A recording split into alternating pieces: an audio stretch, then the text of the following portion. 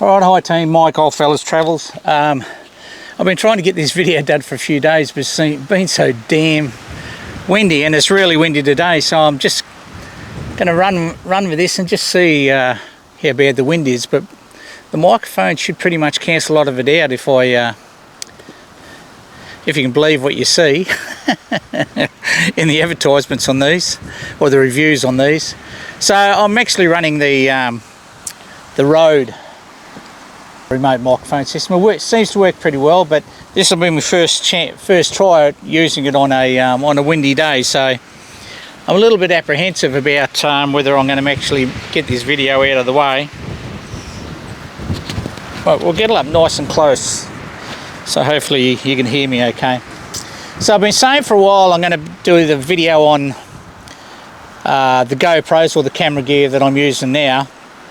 Alright, so I'm currently videotaping on the new Sony Vlog. I think it's a Z01 or something like that. I can't remember exactly, but I'll put it up on the screen. Probably up here somewhere, or maybe up there, maybe down there, I don't know. But I'm pretty happy with it. I haven't used it a great deal, but I have used it for the last couple of reviews, and with the microphone it seems to go fairly well. But I've been saying for a while that I'm going to do a review on the GoPros as opposed to the DJI action camera, and I currently have the Action 3 against the GoPros and the Sony, and why I might be using the Sony now. Well, I'll just talk about the Sony first. It's probably the ideal camera for doing this sort of thing. You know, you can mount standard. There's a lot of opportunities for recording and focus and such. So I suppose if you call this vlogging, I'm not really up with the terminology, to be honest, but I think it's probably the obvious choice when it comes to this sort of video. And I suppose that's why they call the GoPros and the DJI action cameras, because they're more for that real-time action. So I've been running GoPro for maybe a bit over 3 years, and I'll take you through the sequence of events and how it worked for me, and it'll bring us to the point why I chose to go to a different brand or different platform for doing my videos. And certainly next year there'll be very little GoPro footage, I'll imagine, probably only the really gnarly stuff where there's a good chance I could damage a camera, whether it be hanging it out from under the car or on a track and I happen to accidentally drive over it, or I drop one down a hole, which I have done before, but I managed to recover it. So the first GoPro, and I've got to tell you, GoPro, they're a good, I think they're a really good camera in a lot of ways. And to be quite honest, if it wasn't for the things I talk about, those issues, I probably would have stuck with GoPro. They have great attachments and such, but there is some drawbacks with some of their design that I'll talk about, and one I found particularly frustrating, which isn't the same problem on the DJI Action 3, certainly. I don't know about the previous models, but certainly in the Action 3 there's been a lot of thought. I really feel like DJI have gone out and really used their action cameras to understand, you know, the function and how they might be improved and such. So I started with the 7. This really set the standard for me, you know, about 3.5 years ago. They're a great camera. It was, to be quite honest, I didn't find it buggy at all. It always seemed to work fine for me. Battery life wasn't as good as I'd like to be, and the fact that it constantly had to be used in this case did frustrate me a little bit, because changing batteries and cards and such is a pain in the arse, especially if you're out and about somewhere, like walking along the beach and you have to change a battery or change a card.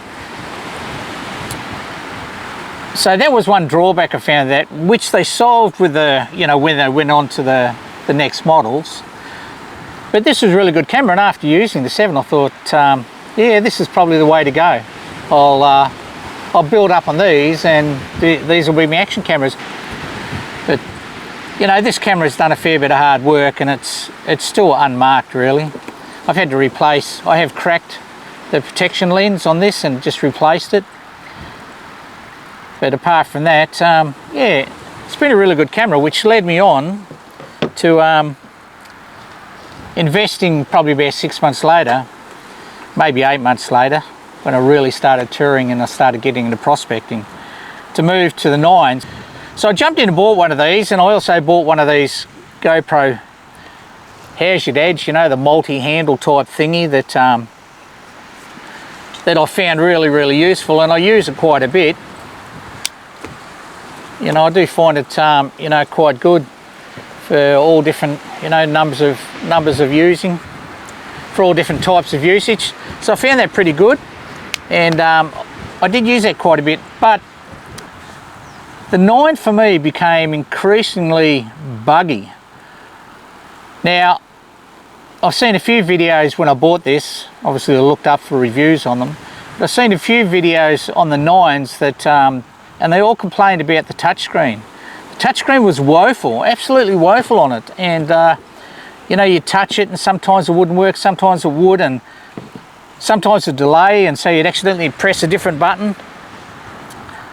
And that became increasingly frustrating for me, and I think I did do an update, but it didn't seem to solve the problem. But it wasn't long when I was using this and it fell out of my pocket while I was actually bending down prospect, and probably only fell about that far, I suppose, even if that just fell out of my pocket on the ground when I was crouching down.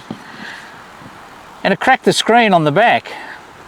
And I actually was a bit surprised by that, because I thought these were like that gator glass or some sort of glass on the back. And it seemed to, you know, crack really simply. Whether it just happened to fall a certain way, no, I don't know, but it certainly wasn't hard to crack the screen on the back of that, and it's possibly just the way it fell on the ground. Maybe it picked up a little sharp rock or something, I don't know. So I put this like screen protector cover on the back, and bugging me dead, after I did that, the touchscreen seemed to work perfectly well. Now, whether the touchscreen was working better because it got cracked, or whether it had something to do with this that I put on the back, I don't know. So the touchscreen problem actually went away. Albeit, you know, I've got a cracked screen, but it still works perfectly fine. It hasn't affected the display whatsoever. I think it must just be the cover screen that's cracked and not the LCD itself. So now let's talk about the other things that started to really rub me the wrong way on this. One was card corruption. I don't remember having card corruption with the 7, but I was having horrendous problems with card corruption on this.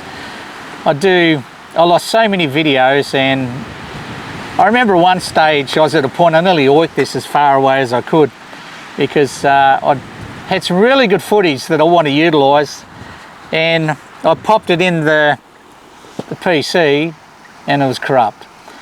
To the point I actually went and you know, bought some software. I think it was like a $29 piece of software that claimed it could recover corrupt files, but that wasn't the case. And that was a little bit, I suppose that was an occurrence, and it happened enough you could call it a common occurrence, or near to. So actually I had a bit of a look, and I spoke to a friend of mine, because I know he used the GoPros, and he's now changed from GoPro 2. But he told me that, but he said that you need to format the cards each time when you use them, but don't pull the card out and plug it in the PC port, you know, the larger SD with an adapter and the larger SD card. To download, he said, plug your Type-C USB in and download directly off the camera. And I've got to admit, I don't know whether it's a combination of both of those, but I have to tell you that once I started doing that, I think I might have only had one corrupt file, which does happen, because I do find if these run flat and shut down, they tend to corrupt the file that was running at the time. Or that used to be the case. But I think now that I'm downloading straight out of here, because when you turn them on, if the file is corrupt on the card, it tends to do a repair on it, and I'm assuming that that works, because I haven't had many problems since I've been downloading straight off of the camera. But that's not ideal either, especially when you've got it in like a mod case or something. The other issue that I tend to have with this a lot, and I also have it with the 10, and that is that either it won't turn on, or when you turn it on, it seems to freeze. You don't seem to have any control even though it's turned on and running. But that doesn't happen that often. So this is, albeit a little bit buggy, it was still quite a good camera, and I learned to live with the workarounds and some of the bugs that happen maybe now and then on this camera. So the 9 was going good, so we've been running on the 7 and the 9, and you know, happy days. Things seem to be going okay. So the progression was to the 10. Now I suppose in layman's terms, that's the straw that broke the camel's back. I don't understand. For a business like GoPro, I mean, the market's getting competitive now, and they have been, I suppose, the market leader and had a very strong hold in the market for quite a time. But now there's other action cameras coming out, and it's becoming a competitive market, and I don't think that they can really afford, GoPro that is, can really afford to have these bugs or design features that aren't as good as what I'm finding on, at this stage, on the DJI Action. Because I've simply bought the DJI Action as a test run, because if it's no better than the GoPros, I'll just stay with the GoPros. But you'll see soon enough, there's a reason I've chosen to go to DJI.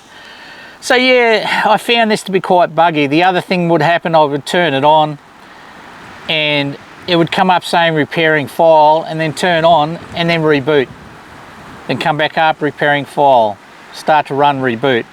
And the only way I could stop that, and also the freezing, the only way I could stop that was purely and simply to take the battery out.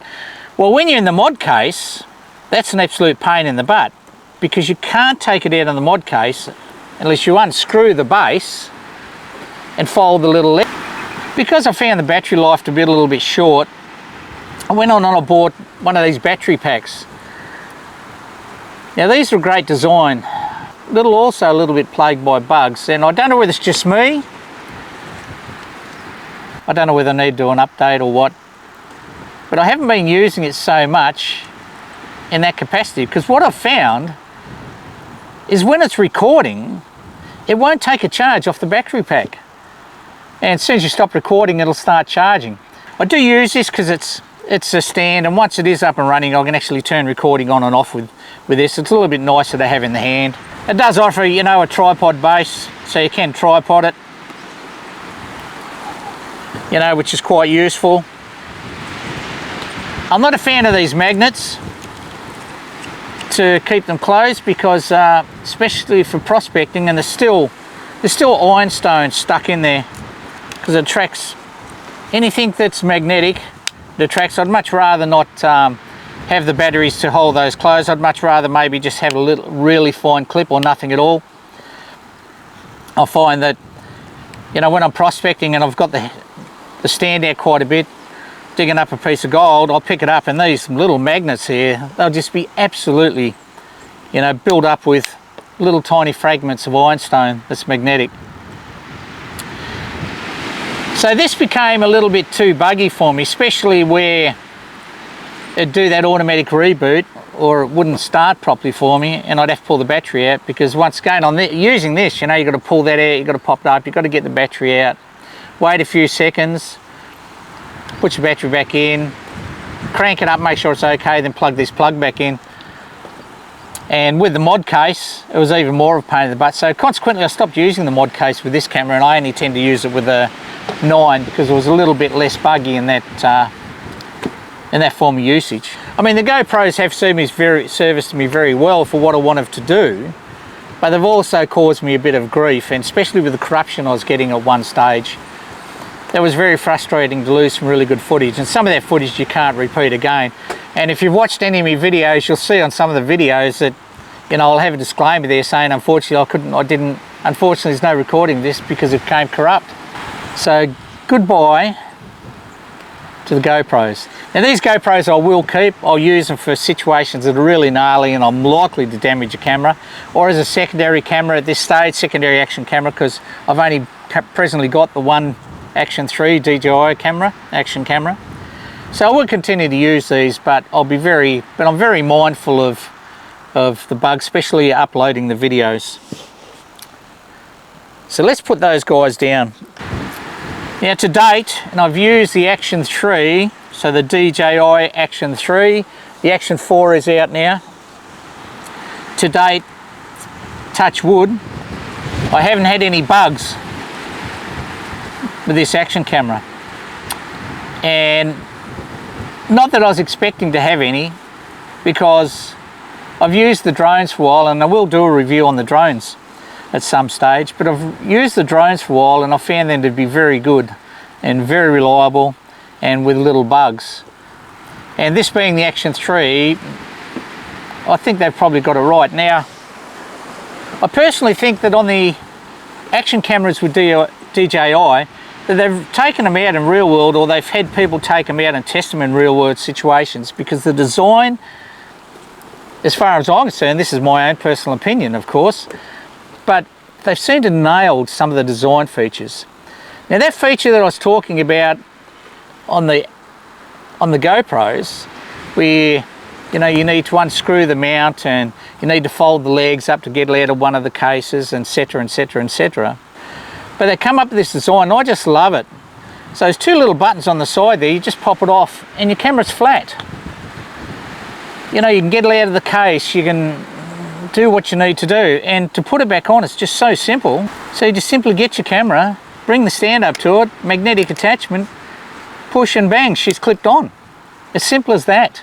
And to take it off, it's just the same. So such a simple design, but makes using the camera, the action camera, so much nicer. And you can see how easily it comes on and off. The case also has a mount on the side as well, so you can go to the side, orientate the magnets correctly.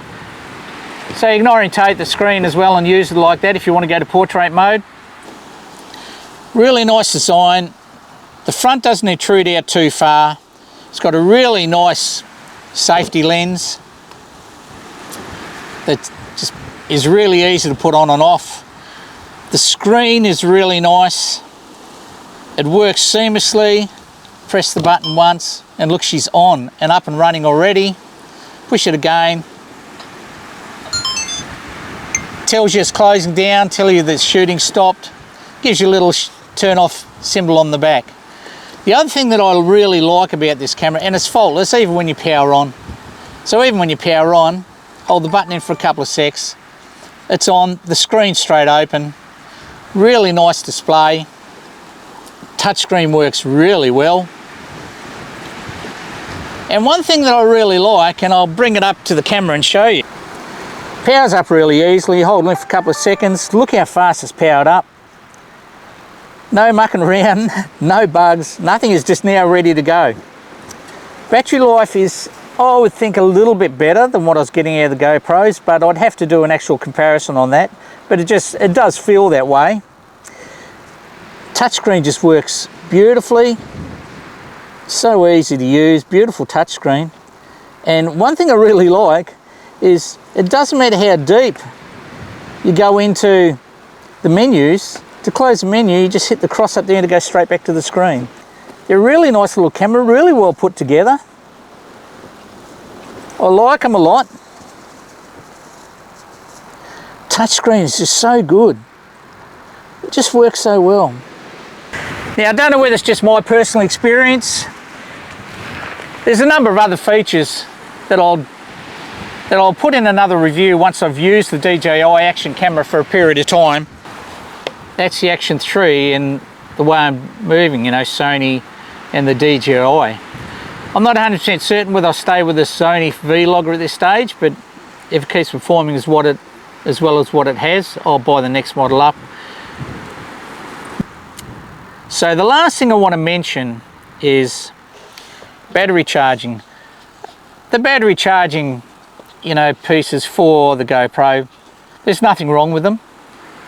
I do find that, over time, one of mine has got a little bit faulty, in as much as one of the sides that you drop the battery in, and this is for the batteries that go in the 9 and the 10, they can be a little bit hard to get a connection to charge. I suppose it's just wear and tear, because I have been, you know, hammering these for 3 years now. But I wouldn't really mention, you know, the charging for the GoPro series until I bought the DJI Action 3, because it comes with this really nice case. I can't remember whether this is an add-on or not, or whether it came with it. I can't remember. I might have bought this as an extra, or I might have actually came with it. Possibly I bought it as an extra, but it's a charging case. And it's really nice, because now, you know, this is how you store your batteries. You've got a case that you store your batteries in. You can just drop them in your, you know, your container, and the batteries aren't floating around. And when it comes time to charge, and you can see when I open it up, you get the little green lights, but the batteries are just in there. You know, there's the battery. They look to be a slightly larger battery, or maybe that form factor just appears that way because it's a little bit different the way the connections are on the bottom. But you just drop them in there. Geez, that wind is bad and it's picking some sand up. But you just drop them in there. It'll show you, you know, the charge of them, and you simply just run your Type-C US port into the side there, and away you go. It's just the fact that I love this case, and the batteries are always charged. Charges reasonably quickly, and just means, you know where your batteries are, whereas with a GoPro they just tend to flop around in the case a little bit. Alright guys, hope that helped you out a bit. I hope there's a bit of information there, and to throw that waiver in there that I need to throw in. I paid for all this gear myself. Nobody's recommended it to me from a dealer's point of view. Completely funded by myself, completely my own personal opinion. If you like the video guys, give it a like. If you've got a comment to the contrary, by all means throw a comment down there. Give it a like if you enjoyed the video. Subscriptions, I've still got about 75, in fact it was about nearly 80% of people watching my videos and following my videos still aren't subscribed, which is a fair chunk of a subscription. So if you are following me and you're really liking my videos, by all means hit the subscription button and the alarm bell so you get all the notifications. Thanks team, that's all I've got to say. I hope you got something out of it. Don't forget to subscribe, don't forget to like, and don't forget to leave a comment if you've got something to say. Testing. Well, I just want to talk about blah blah blah. Holy boom bang shit, bugger. How's that sounding this day? I believe it's Z01. Let's have a look actually. What model is it? It is